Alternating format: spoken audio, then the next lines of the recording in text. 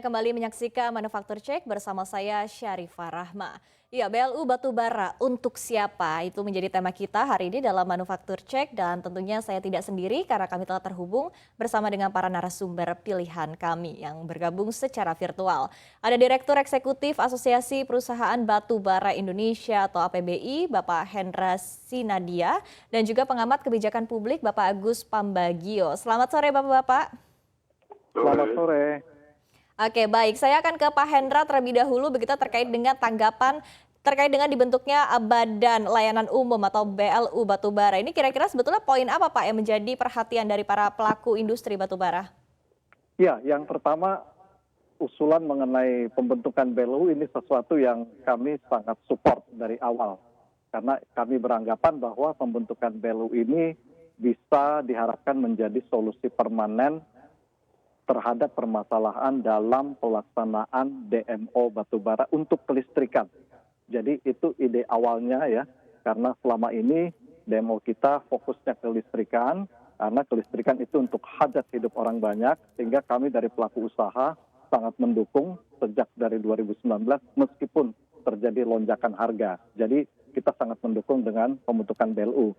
Namun dalam perjalanan waktu, kami mendapat kabar bahwa pemerintah juga memasukkan peran dan fungsi BLU itu mencakup kompensasi domestic batubara obligation kepada industri lain, tidak termasuk smelter. Nah ini yang kita minta ke pemerintah agar dipertimbangkan lagi, dikaji lagi. Bukan kita tidak setuju, yang saya sampaikan bahwa BLU ini adalah kami sangat fully support dan bahkan kita sangat menunggu ini kapan akan segera harus dilaksanakan karena kami juga sudah menyadari bagaimana dengan lonjakan harga ini tentu PLN kesulitan dan juga industri-industri lain. Tapi secara prinsip kami juga menyampaikan pemerintah bahwa ide awal pembentukan ini adalah untuk kelistrikan yang menyangkut hidup orang banyak. Namun Ya, kalau baik. ke industri ini tentu juga kita minta pertimbangkan karena kita juga mendukung industri tapi harus dipertimbangkan karena sebagian Ya. besar industri yang mendapat support dari subsidi Oke. harga batubara ini untuk ekspor juga gitu ya. Oke, baik. Pak Agus, dari Pak Agus sendiri seperti apa tanggapan Anda? Tadi kita sudah mendengarkan begitu ya dari Pak Hendra bahwa mungkin dari para pengusaha batubara ini cenderung tadi ya poinnya adalah untuk kelistrikan. Tapi di satu sisi juga kita ketahui bahwa industri-industri lain juga membutuhkan begitu ya, apalagi industri yang daya serap untuk energi batubaranya juga cukup besar seperti misalnya tekstil dan juga semen begitu. Anda melihatnya seperti apa Pak Agus? Begini, soal sistem itu saya tidak terlalu persoalkan. Yang penting industri dalam negeri itu mendapatkan porsi batubara secara kontinu. Tidak seperti harga keluar ekspor kan sudah bisa untung silakan, tetapi harga dalam negeri harus dikontrol. Nah dari perusahaan batubara yang 40 itu yang menyerahkan DMO-nya dulu kan. Nah sekarang yang ratusan atau bahkan 1000 tambang batubara itu bagaimana cara kontrolnya? Saya lebih setuju kalau itu dimasukkan kepada neraca komoditas. Jadi ketahuan di situ sebenarnya siapa perusahaan yang belum nyetor untuk kebutuhan dalam negeri, siapa yang sudah, siapa yang kelebihan dan sebagainya. Sisanya silakan untuk dijual. Yang penting ada pengawasan. Nah kalau sekarang bagus teorinya, tetapi nanti bagaimana pengawasannya? Tadi malam saya bertemu dengan beberapa industri, mulai semen, tekstil, besi, semua bilang mereka sudah menurunkan produksi. Tadi betul untuk ekspor dan itu kan bisa dihitung. Makanya kalau masuk komoditi neraca komoditi ketahuan yang ekspor yang mana dan itu memang harus dikontrol oleh Kementerian Perindustrian, Kementerian Perdagangan. Nah, tapi lalu kalau sekarang ini contoh saja BUMN Semen Indonesia itu sudah mematikan satu tunggu karena sudah tidak berproduksi karena batu baranya nggak dapat. Nah kalau ini yang terjadi sementara dalam negeri juga semen tidak minus pertumbuhannya dia harus ekspor. Nah apakah ini masuk itu silakan dibahas. Tapi intinya semua industri di Indonesia harus dapat. Nanti kalau tidak dari mana? Kalau semuanya dia keluar ekspor memang betul mahal. Tapi pemerintah harus mengontrol. Jangan terulang kasus minyak goreng gitu. Di mana kekuatan pemerintah yang 4%, sisanya swasta. Selesai semua sudah. Dan sampai sekarang kan nggak beres-beres. Itu yang saya harapkan. Oke, baik. Tadi harus dikontrol juga pengawasannya juga ya Pak ya oleh pemerintah. Tapi kalau kita berbicara terkait dengan pengawasan ataupun juga tadi yang harus dikontrol, ini kan sebetulnya ada dua sisi ya Pak ya terkait dengan supply ataupun juga terkait dengan pasokan tentunya di dalam negeri ini juga bisa didapatkan oleh para industri dan juga terkait dengan harga tentunya. Dan ini juga yang tadi menjadi topik pembahasan juga begitu dalam diskusi kita hari ini. Nah, kalau dari Anda sendiri Pak Hendra seperti apa Anda melihatnya begitu apalagi di tengah kondisi saat ini juga tentunya diperlukan ya bagi para industri ini harga juga yang sesuai begitu karena tiba-tiba kalau misalnya mengikuti harga market saat ini yang sudah melonjak signifikan ini kan tentu multiplier efeknya luar biasa Pak, apalagi juga dikonsumsi oleh para retail. Seperti apa Anda melihatnya Pak Hendra?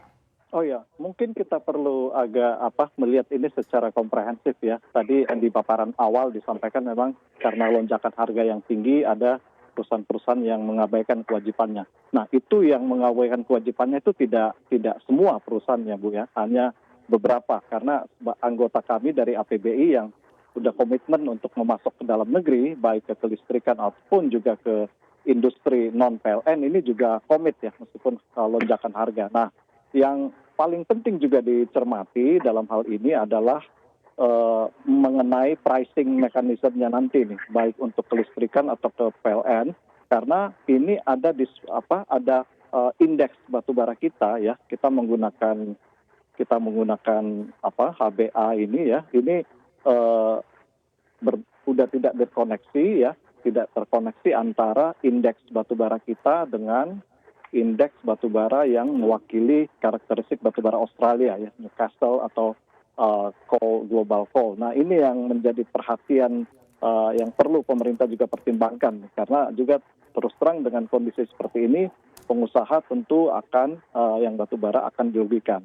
Nah, yang perlu digarisbawahi bahwa kenapa kami mempertanyakan juga untuk ke semen karena di aturan untuk harga ke semen, harga jual ke semen itu tidak ada batas waktunya ya. Jadi kalau harganya di bawah harga yang dipatok tadi 90 ya kita tetap jual di harga yang di bawah. Padahal kita belum lepas dari ingatan ya 2 tahun lalu pengusaha batu bara itu menjerit karena harga beberapa bulan di masa pandemi awal COVID itu di bawah harga jual ke PLN harga di bawah 70.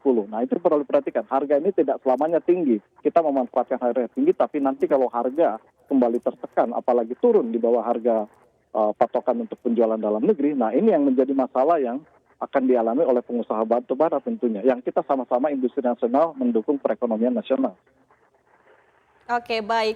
Nah, tapi saya pengen lihat dari sisi pengamat begitu ya Pak Agus, kira-kira Anda melihatnya mungkin dari kacamata Anda seperti apa sih kesanggupan sebetulnya dari para pengusaha di para produsen batu bara begitu ya untuk skema DMO tadi juga pemenuhan untuk BLU ini untuk tidak hanya kelistrikan tapi juga industri. Anda melihatnya kira-kira sebetulnya seperti apa Pak Agus? Apakah memang dari kapabilitas ya dari para produsen ini juga cukup besar apalagi mengingat bahwa sebetulnya kebutuhan energi untuk sektor ini juga kan sebetulnya tidak terlalu besar begitu. Untuk semen saja hanya sekitar 2,8% dari total produksi batubara dalam negeri, Pak Agus. Ya justru itu, karena sekarang ini kita tidak tahu sebetulnya kebutuhan dengan harga itu kan tidak ada. Saya ambil contoh saja, kami mendorong supaya ada neraca komoditas di sektor komoditi lain sehingga tidak ada impor gila-gilaan dan sebagainya. Ini saya pikir sama, batubara dimasukkan di situ sehingga perusahaan mana yang sudah setol, mana yang belum. Karena kan yang terdaftar misalnya di asosiasi kan juga tidak semua terdaftar. Nah yang tidak terdaftar ini bagaimana mengontrolnya? Tapi kalau semua dilaporkan di neraca komoditas, kita ketahuan perusahaan A, B, C, D berapa kapasitas produksinya kan tinggal ditentukan pemerintah mau berapa persen. Mau 25%, 30, 40, 50 terserah. Harganya dipatok sekian, oke. Apakah sama antara PLN dengan industri lain? Ya tentukan saja. Tapi intinya tidak ada lagi yang main kursus nggak ketahuan nih datanya di mana, nggak ketahuan berapa yang dia ekspor, kenapa dia tidak setor. Kan kalau ada neracanya, kita bisa kenakan sanksi ketika dia tidak memenuhi kewajiban sesuai dengan peraturan yang ada, gitu aja. Kalau enggak nanti sama orang itu nggak bisa karena transport jadi nggak boleh pakai harga nilai ini. Kan tadi Anda bilang, kan ini untuk produksi nasional juga, kita hitung nasional tidak, meskipun itu penanaman modal asing misalnya. Nah ini kan semua harus disamakan dulu, karena kalau tidak akan terus begini, Nah, yang rugi ya masyarakat nanti pada situasi perekonomian yang menjelang resesi begini, kan cukup sensitif untuk hal-hal semacam ini. Oke, baik. Berarti tadi sekali lagi terkait dengan transparansi dan juga ketepatan data ini diperlukan begitu ya Pak ya, seperti apa untuk melihat tadi tentunya kebijakan-kebijakan Ya. yang bisa diambil oleh pemerintah ya. Oke, baik.